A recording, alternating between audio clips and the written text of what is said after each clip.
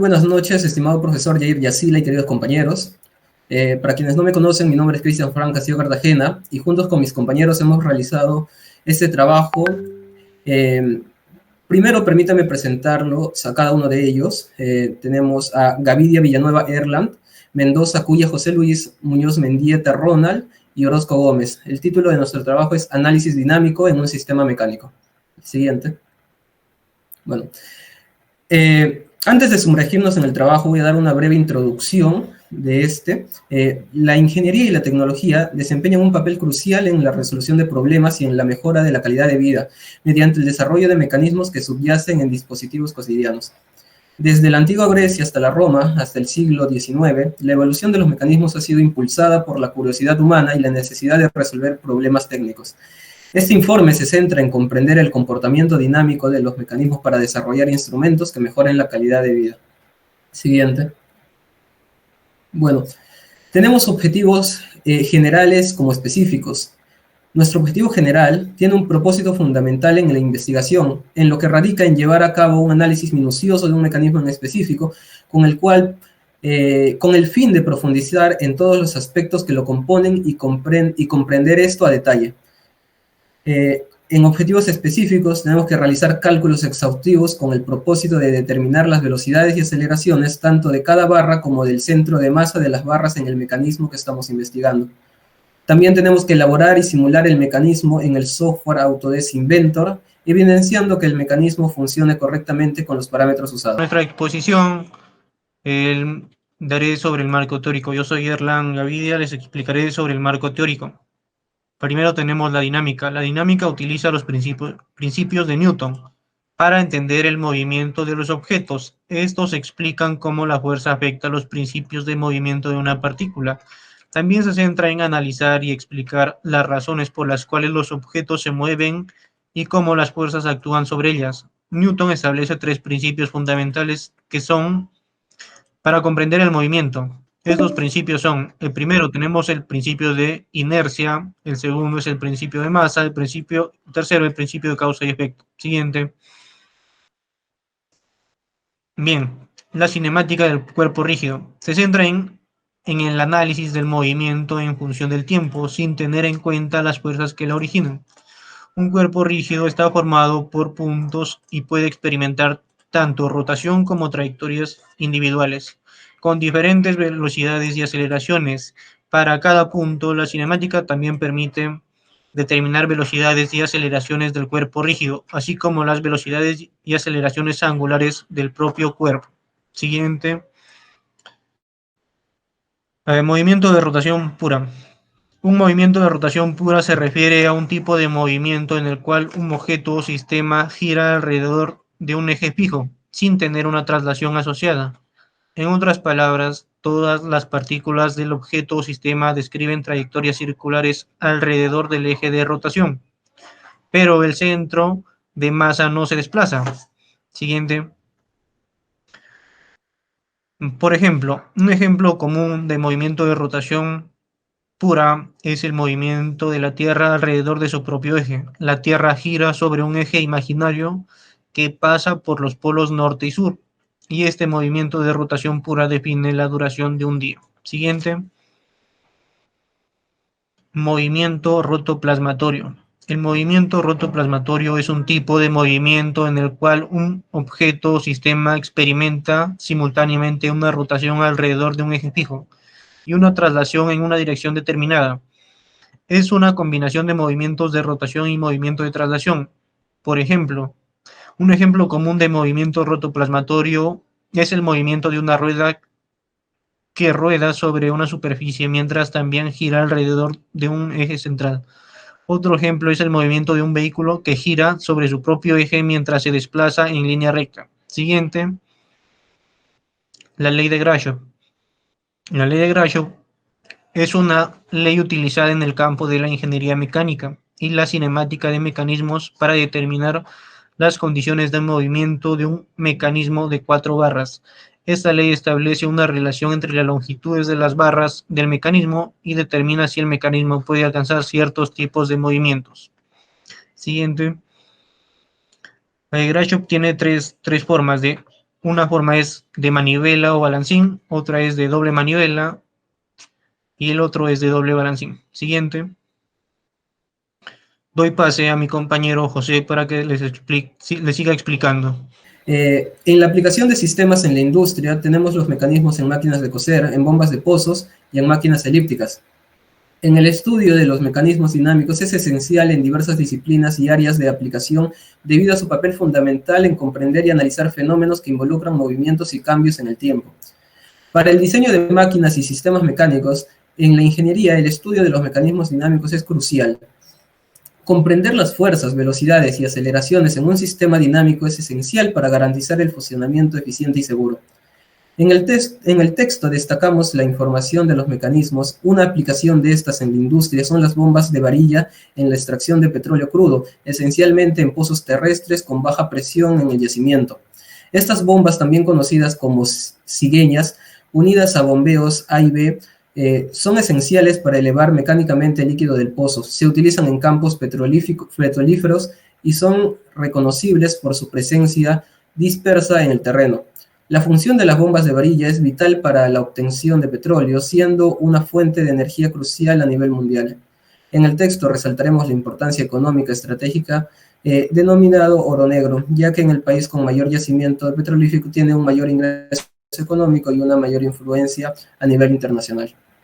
No. En esta oportunidad voy a hablar sobre la recolección de datos. Para la longitud de barra, lo que hemos aplicado es la condición de la ley de Grashow, donde nos dice que la barra AB debe ser menor a la barra CD, y esta debe ser menor a la barra CD, y esta debe ser menor a la barra AD. Posteriormente, la suma de la barra AB más BC debe ser menor a la suma de la barra AD más DC, y como podemos ver, si cumple. Para la velocidad angular inicial AB, hemos seleccionado 5 radios por segundo.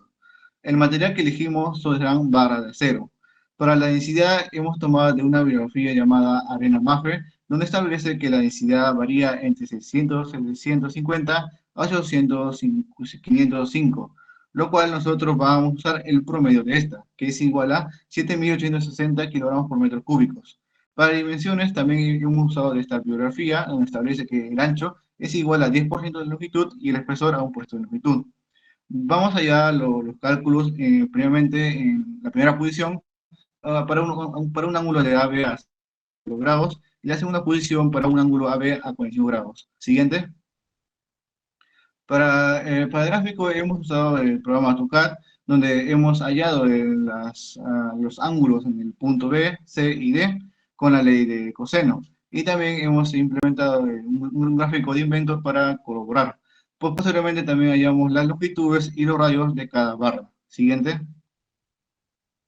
Para las velocidades, primeramente vamos a analizar la barra AB, donde hemos aplicado el método de movimiento circular, en donde primeramente hallamos la velocidad de B en su forma vectorial y posteriormente en su forma explícita. Para el análisis, pues posteriormente hallamos el análisis de la barra BC, donde hallamos, nos dice, ¿no?, que la barra BC es igual a la velocidad de B más la velocidad angular AB por el radio de CB. Aquí hallamos su forma vectorial y posteriormente lo vamos a igualar mediante el análisis de la barra DC. Aquí aplicamos el método de movimiento circular y hallamos la velocidad C en su forma vectorial. Consigo vamos a analizar y comparar estos dos resultados que hemos hallado de la barra BC y DC, y podemos observar que en el eje X, al resolverlos, hallamos que nuestra velocidad angular BC es igual a la velocidad angular de C. Y si comparamos en el eje Y, podemos observar que al resolverlo, nuestra velocidad angular BC, que sería igual a la velocidad angular de C, es igual a 2,083 radianes.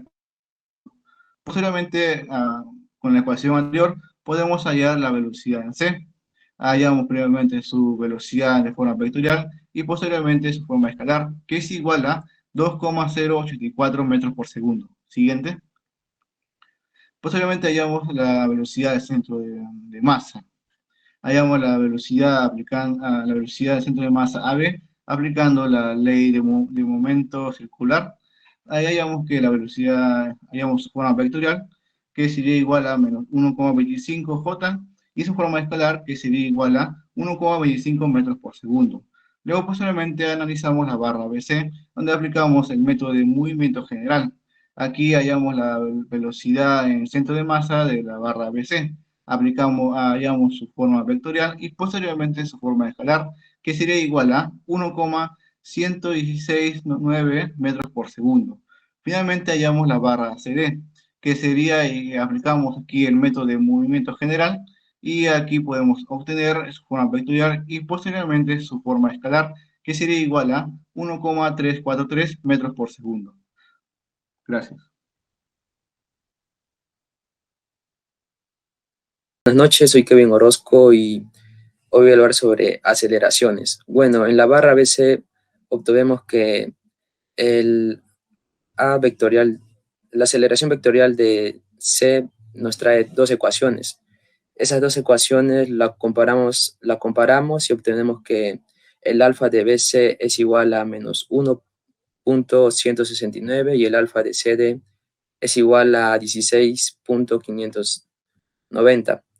Y una vez obteniendo estos valores, tendremos que nuestra aceleración en C vendría a ser 18,001 metros por segundo.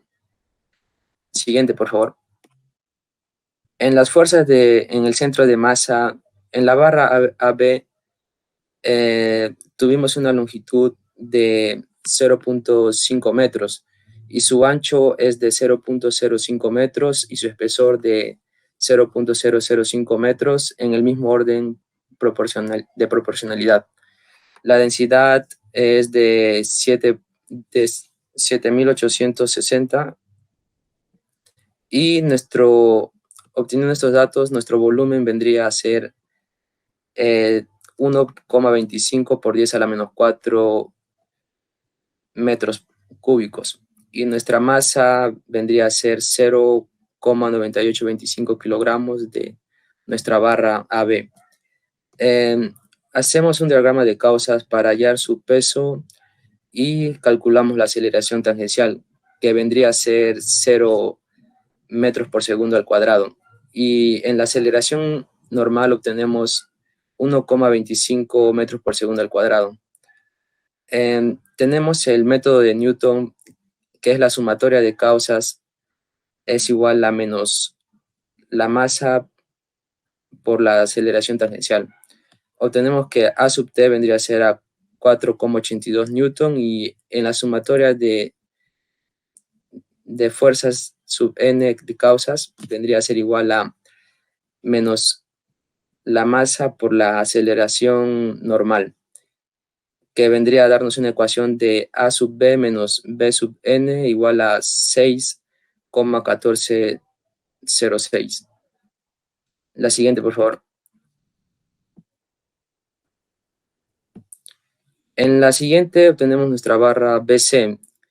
Los datos serían que nuestra longitud sería 1 metro y nuestro ancho 0,1 y nuestro espesor 0,01, siguiendo el mismo orden de proporcionalidad.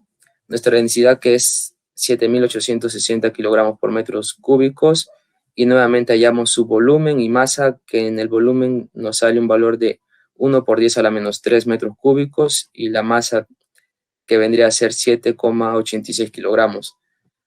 Obtenemos su diagrama de causas y su diagrama de frases. En el diagrama de causas tenemos su peso igual a 77,11 newtons y en el diagrama de efectos tenemos su I sub D, que vendría a ser igual a 1/3 por 7,86, que es su masa por 1 al cuadrado de su longitud, y nos sale un valor de 2,62 kilogramos por metros cuadrados. Y su ángulo de CD nos sale un valor de 16,590. Enseguida, su I sub G3 es igual a 4,97 kilogramos por metro cuadrado y su ángulo de CD 16,590. El siguiente, por favor. La fuerza en el centro de masa de la barra CD calculamos la aceleración tangencial y su aceleración normal, que en la aceleración tangencial nos sale un valor de 12,443 metros por segundo al cuadrado y su aceleración normal, que sería 1,5623 metros por segundo al cuadrado. Obtenemos un método de Euler que vendría a ser la sumatoria de m sub b causas igual a I sub g por alfa de CD. Nos sale que C sub n vendría a ser igual a menos 248,499 newton. Por lo tanto, la ecuación de C sub n más D sub n sería igual a menos 66,56. Obtenemos el valor de D sub n, que nos sale un valor de menos 315,059 newtons. Y pasamos a hallar el método de Euler.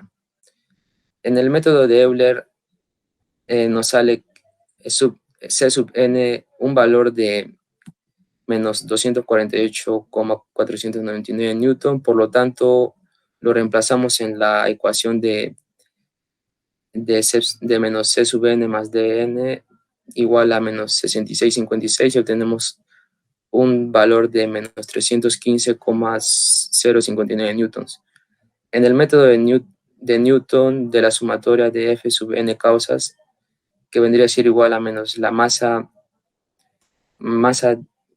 de nuestra barra CD por la aceleración normal, nos sale que el B sub n sería igual a menos 410,1598 newton. Por lo tanto, al reemplazar en la ecuación, tendremos que nuestro A sub n sería menos 404,0196 newton. Gracias. Yo soy Ronald Muñoz y les voy a hablar sobre el cálculo del ángulo de 45. Comenzamos con el cálculo de los ángulos interiores, el cual se realizó con el ángulo de 45 mismo y con la ley de senos y cosenos. Al usar el lado de AB de 0,5 y el lado de AD de 1,7, podemos hallar los ángulos, la distancia entre el B y D. Con la distancia de B y D podemos hallar el ángulo de 25,52 grados, lo cual nos va a servir para realizar los cálculos posteriores. Proseguimos con la velocidad B, el cual se calculó por la velocidad de A más el ángulo de A más el radio de B a A. Como el ángulo de la velocidad de A es un punto fijo, no tiene velocidad, por lo tanto es cero, solo tendremos que multiplicar la velocidad angular de AB por el radio de B a A, lo cual nos sale con una velocidad de 1,77 J e I, ya que al ser un ángulo de 45 es la misma distancia, por lo tanto la misma velocidad en los dos lados. Prosiguiendo con la velocidad de C con respecto a B, se calcula de la misma manera que la A, solo que en esta manera comienza con el ángulo B y con la velocidad angular del ángulo BC. Podemos ver, siguiente, por favor, que su velocidad sería menos 1, por el ángulo CD menos el 0,07 por el ángulo CD. A esto tendríamos que igualarlo a la velocidad de C respecto a D para poder hallarlo Al igualar las ecuaciones tenemos que usar el método matricial para poder hallar los dos diferentes ángulos. Se puede ver que el ángulo de BC es menos 1,292 y el ángulo de DC es 3,072. Siguiente. Ya con esos ángulos podemos hallar los centros de masa de cada una de las barras. El centro de masa 1 se refiere a la barra AB, el centro de masa 2 se refiere a la barra BC y el centro de masa 3 a la barra CD.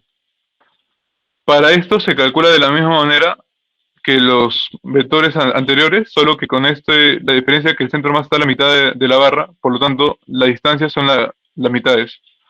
podemos ver que la barra C1 es 0,885 y 0,885J. Al igual el centro de masa 2 y el centro de masa 3. Siguiente. Procedemos con la aceleración. Una vez obtenidos los cálculos de las velocidades, podemos proseguir con las aceleraciones angulares en los puntos. Con la aceleración de B, se cancela la aceleración de A, ya que es un punto fijo, así que es 0. Y el ángulo angular de AB también es 0, debido a que anteriormente.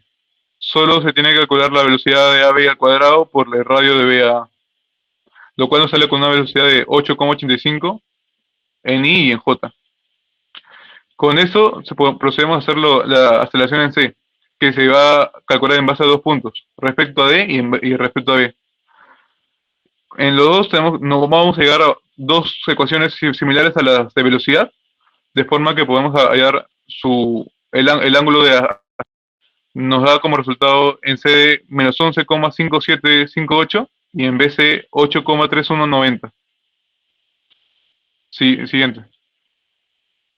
Ahora le paso a mi compañero que va a hacer la aceleración en centro de masa.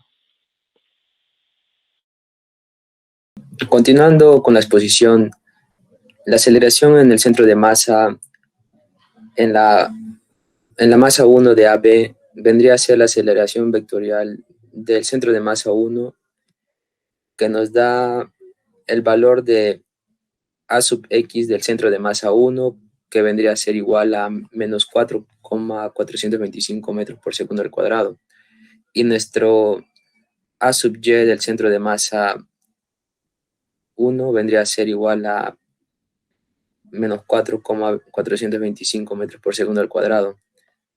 Pasando a la aceleración en el centro de masa 2 de la barra BC, obtenemos que nuestros valores en la aceleración de A sub X del centro de masa 2 vendría a ser igual a menos 15,602 metros por segundo al cuadrado, y en la aceleración de Y del centro de masa 2 vendría a ser igual a menos 4,3548 metros por segundo al cuadrado. Pasando a la última barra del centro de masa 3, obtenemos que en la aceleración de X del centro de masa 3 nos da un valor de menos 5,4129 metros por segundo al cuadrado. Y nuestra aceleración de Y del centro de masa 3, un valor de menos 4,2249 metros por segundo al cuadrado. Siguiente, por favor. En las fuerzas en el centro de masa, en la barra de AB, obtenemos que la sumatoria de fuerzas es igual a la masa por la aceleración de X. Y obtenemos una primera ecuación. En la segunda sumatoria de fuerzas de Y, también hallamos una segunda ecuación, y todo eso lo llegamos a reemplazar más adelante. En nuestras fuerzas de momentos de A es igual a fuerza de momento de A, obtenemos una tercera ecuación que vendría a ser 0,3535 B sub X menos el 0,3535 B sub Y igual a menos 1,4899. Bueno, ahora le doy paso a mi siguiente compañero. Para las fuerzas en el centro de masa, para la barra BC, utilizando el AutoCAD para realizar los gráficos en causas y efectos. En causas tenemos el MG y tenemos las aceleraciones en el eje X y Y de la barra. Y en efecto hemos puesto la masa igual al momento de la aceleración en sus respectivos ejes y la inercia. Tenemos una inercia de 29,8463. También calculamos la sumatoria de fuerzas en X, la sumatoria de fuerzas en Y, igualamos los momentos en C y tenemos ecuaciones. Igualamos ecuaciones 4, 5, 6, igualamos ecuaciones 6 y 3 y tenemos B sub X en menos 48,4083 newton, en B sub Y igual a menos 44,1935 newtons, en A sub X 52,7558 newtons y en A sub Y 49,4842 newtons. En C sub X tenemos 74,2235 newtons. En C sub Y tenemos menos 4,6844 newtons. Para la barra BC igual, en el AutoCAD hicimos un gráfico de causas y efectos, en las cuales hacemos igual sumatoria de fuerzas en X y sumatoria de fuerzas en Y, en las que calculando nos dan un D sub X de menos 116,768 newtons y 48, en D sub Y 48,583 newtons. Con la exposición, tenemos ahora como parte final los resultados, tanto resultados para velocidades con ángulo 0, con ángulo 45, también tenemos cuadro de velocidades angulares, nuestros resultados con ángulo 0 y con el ángulo 45 también. Además de ello, contamos con aceleraciones angulares, tanto también para los ángulos ángulo 0 y ángulo 45. Nuestros resultados que hemos obtenido para el ángulo 0 y nuestros resultados para el ángulo 45. También tenemos un cuadro de fuerzas de centro de masa. También para el ángulo 0 y para el ángulo 45, acá están nuestros resultados. Siguiente. Bien, también como parte final tenemos algunas recomendaciones, que es verificar la precisión de los cálculos cinemáticos para cada ángulo proporcionado es crucial, ya que los resultados de esta etapa serán fundamentales para futuros cálculos en la fase dinámica.